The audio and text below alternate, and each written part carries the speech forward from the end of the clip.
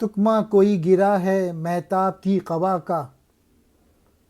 ذرہ ہے یا نمایاں سورج کے پیرہن میں، حسن قدیم کی یہ پوشیدہ ایک جھلک تھی،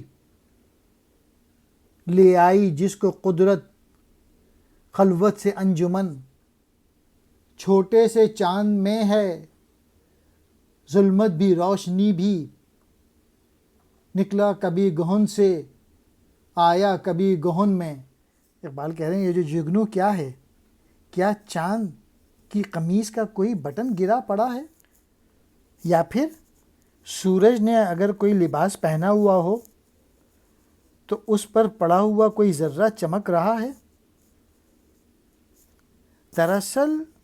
یہ محض ایک ننھا سا پرندہ نہیں، بلکہ یہ تو حسن قدیم کی ایک ایسی جھلک کے مانند ہے جسے قدرت تنہائی سے نکال کر کسی محفل میں لے آئی ہو۔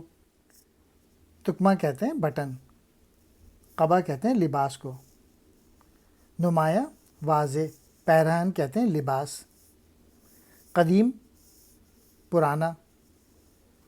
پوشیدہ کہتے ہیں چھپی ہوئی، جھلک نظارے کو کہتے ہیں، خلوت تنہائی،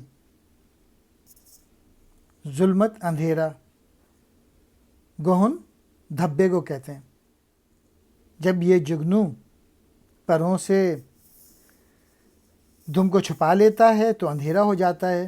اور جب پروں کو کھول دیتا ہے تو روشنی ہو جاتی ہے۔